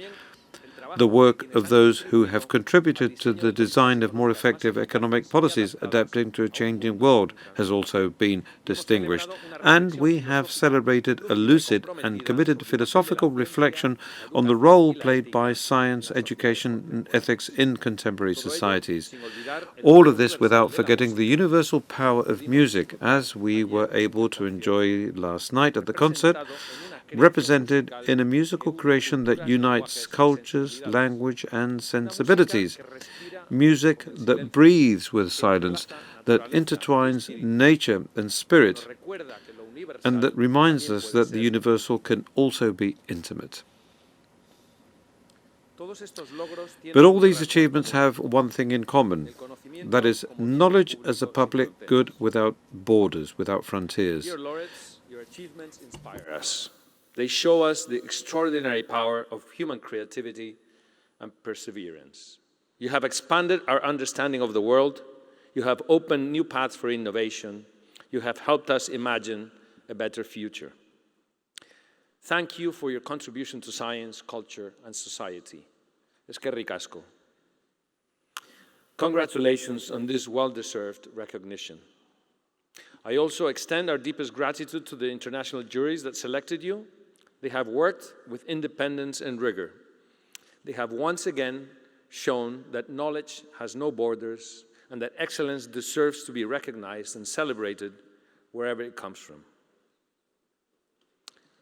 Hoy más que nunca necesitamos invertir en conocimiento e innovación. Ever we need to invest in knowledge and innovation. We have to attract talent, we have to mobilize resources, and also promote cooperation between public and private institutions. At BBVA, this conviction forms part of our identity and expressed through a clear and ambitious purpose, and that is that we will support your will to go further, because progress is not only possible, it is a profoundly human desire.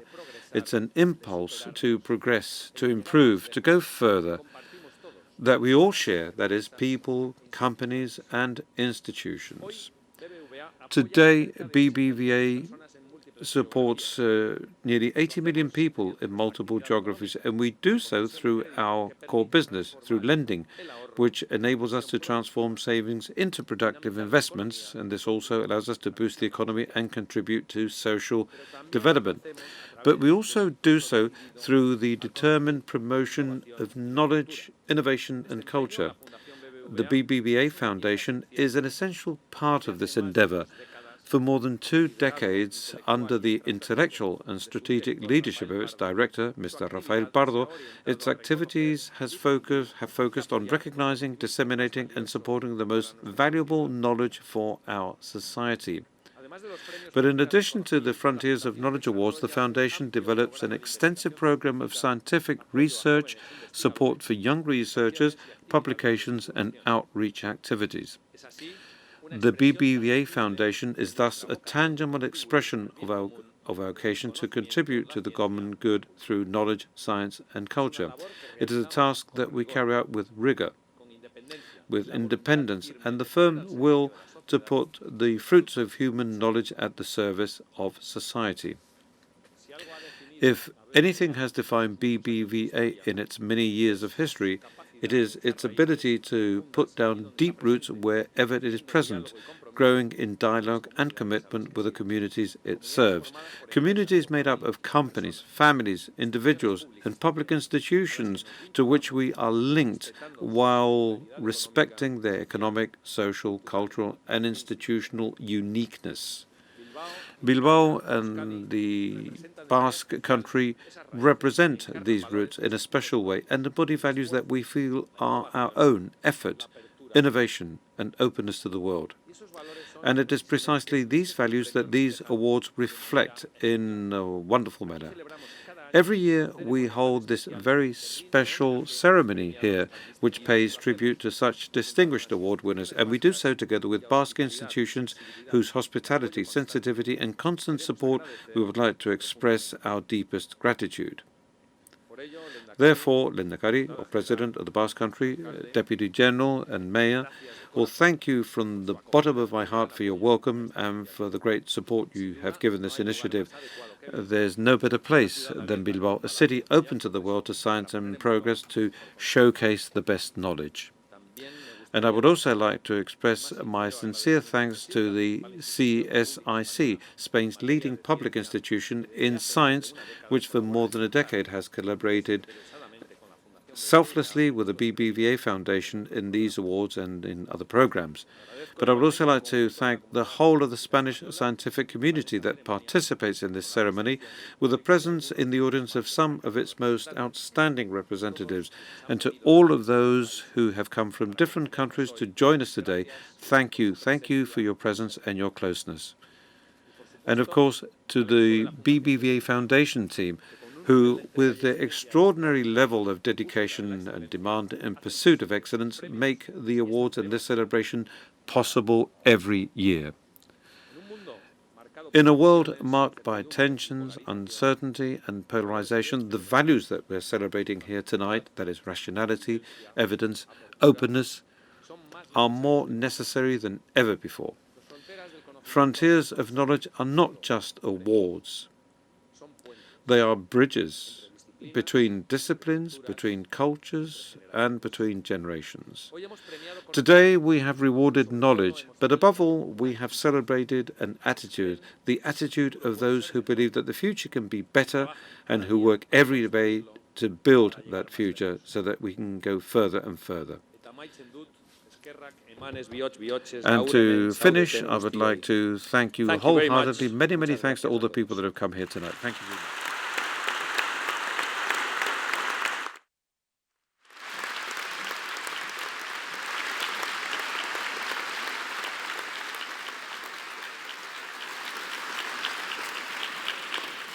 Muchas gracias, presidente.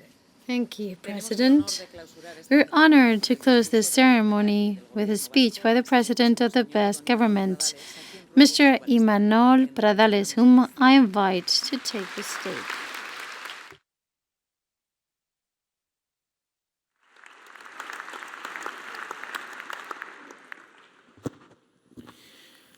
Lehendakariordeak, sailburuak, Bizkaiko Nagusia, Deputy President and Deputy General of Vizcaya, Mayor of Bilbao, representative of the Spanish government, and chairman of the BBVA Foundation, director, chairperson of CCIC authorities, and awardees. Good evening, everybody. For all our visitors, a warm welcome to Euskadi, to the Basque Country. We hope you enjoyed your stay in our country. It's a true honor to have you here, and we want you to feel completely at home. I would like to extend my heartfelt congratulations to the 20 individuals being honored today for their outstanding contributions to the progress of humanity and the pursuit of the better future. Our country is deeply committed to science, knowledge, and innovation. We invite you to explore our ecosystem of research, innovation, and talent, and we would be delighted to discuss potential opportunities for cooperation with all of you. We are also a country that places great importance on cultural creation. These awards truly reflect that commitment. Eskerrik asko. Eskerrik asko BBVA Fundazioari, bere presidenteari, sari hauek beste urte batez Bilbon, Euskadin antolatzagatik. Wonderful. It's great for you to have chosen Bilbao and the Basque Country as the place for this event to take place, because you are making a very special contribution as regards scientific and cultural activities and the dissemination of these activities. Thank you very much. Since 2019, this event has taken place in Bilbao, and it's one of the most important events because it really coincides with what we want to do in Bilbao, what we want to do in the Basque Country in favor of science and in favor of culture. Este pasado domingo, Carlos Torres, the president of the BBVA, spoke about the importance of science and the humanities to understand the current situation and find solutions. And it's an idea very similar to what was expressed by the former president of the Basque government, Mr. Carlos Garaycoechea, and the Professor Pedro Miguel Echenique in the tribute that we paid to that first Basque government of the 1980s. And they said that how science and innovation, how both these areas allowed the Basque Country to overcome a number of crises and to cooperate with other advanced countries. And I fully agree with what they said at that event, because it happens, well, I think that the time has come in which what we have to do is defend more than we've ever done in the past, the role that is played by science and by critical thought in an advanced society, not only as an engine for competitiveness, for social cohesion and quality of life, no, but also as a basic pillar for coexistence and democracy. Populisms, denialisms, and movements against science are intimately connected to each other, because what they do, they promote a way of doing things where the most important thing is not to learn and discover the truth. No, it's all about reaffirming the approaches that are used, and that is these informative bubbles or fake news or conspiracy theories are not only the symptom, but also what causes this evil. A society that boycotts science and cultural creation, a science that boycotts culture, is boycotting itself, because knowledge and culture make us more free, and because the creation of advanced knowledge is a major competitive advantage and a pillar for advanced societies. In the Basque Country, we have an R&D and I ecosystem, which is the end result of a public-private partnership that has been sustained for decades. And this nowadays allows us to address the major transformations and transitions that we are currently dealing with. That is the digital transformation or transition and the ecological and demographic transition. So based on these capabilities, we want to carry on projecting our country internationally, and we want to connect with other poles of innovation, and we want to attract more talent and open up new opportunities. And as was mentioned by Enrico Letta in his report, what we have to do is incorporate the free circulation of knowledge to the classical approach in the European Union, where there's a free circulation of people, services, goods, and capitals. We want to further these efforts, and we want to further knowledge, and we want to have more cultural creation, because we believe that we want the Basque Country to play a leadership role. And bearing in mind our size, because as you know, we are a small country, but we feel no complexes whatsoever. We are very ambitious, and we want to deal with the challenges that are going to condition our future, as has been done by the awardees. Thank you very much, and congratulations to all of you awardees, and congratulations.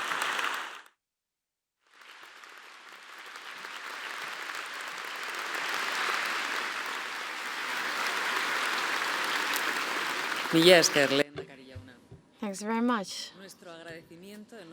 On behalf of the BBVA Foundation, we would like to thank the Basque institutions, their representatives, and all the citizens of this incomparable city and the Basque Country as a whole for their warm welcome and commitment to the Frontiers of Knowledge Awards.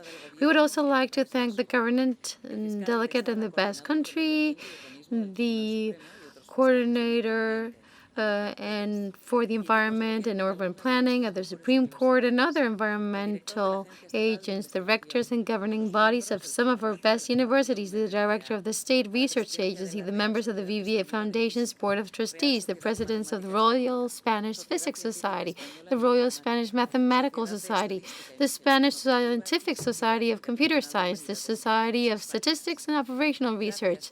And thank you as well to leading researchers and professionals from scientific and cultural institutions with which the BBVA Foundation maintains strategic alliances, including CIC Bayagune, the VHIO, the Oncology Institute of Valdebrán, the Hospital Clinic in Barcelona, and IRB, the Biomedical Research Institute of Barcelona. I'd like to thank the representatives from cultural institutions or artistic institutions, Guggenheim Bilbao, Fine Arts Museum, ABAO, Miro Foundation, Gran Teatro Liceo, Teatro Real, among others, and our distinguished guests from different fields of scientific research, medicine, art, music, opera, the business world, the directors and professionals of some of our leading media outlets, as well as representatives of the diplomatic corps who honor us with their presence tonight. Special thanks to the Spanish National Research Council, the members of the jury, and the nominating institutions without whom these awards will not be possible. All of you, dear guests, are an essential part of this tribute to the award winners, and we are very grateful to you for joining us in Bilbao during these 2 days of celebration. Thanks to the teams at the BBVA Foundation and of Euskalduna Bilbao, and to our partners, Ars Video, Atlas Broadcast, Inevento, Lincecrain, Sintonía, Unico, who have worked together to design and organize the award ceremony in Bilbao. We congratulate the Basque National Orchestra, the General Director of the orchestra, Roberto Ugarte, Maestro Panicelo, and soloist Akiko Suwanai, who gave us a memorable concert yesterday evening. I would ask you to please remain in your seats while the award winners, the members of the jury, and the authorities and the presidents leave the auditorium. Round of applause to the laureates and committee members of the 17th edition of the Frontiers of Knowledge Awards. Brindemos un último aplauso a todos ellos.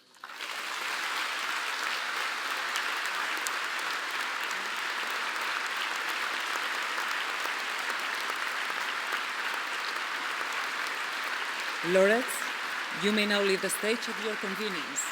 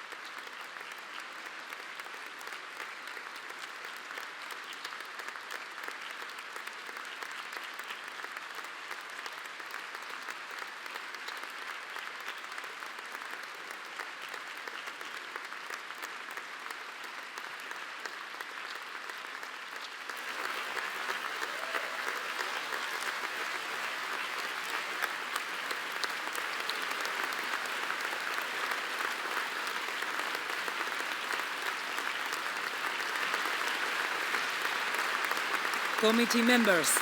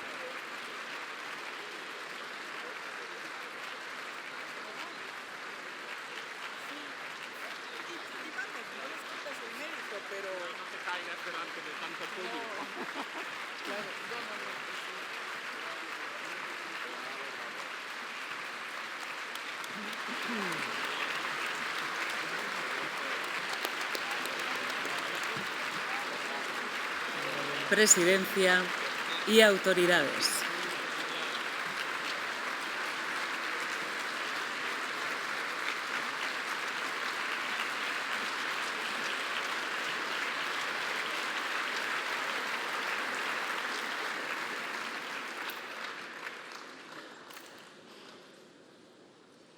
A continuación, se servirá un cóctel en el que podremos A felicitar cocktail reception will now follow, during which we will have the opportunity to congratulate the winners. And we look forward to seeing you again next year on June 17th and 18th at this very same venue to celebrate the 18th edition of the Frontiers of Knowledge Awards. Thank you very much to everyone for participating in this celebration of the universal value of science.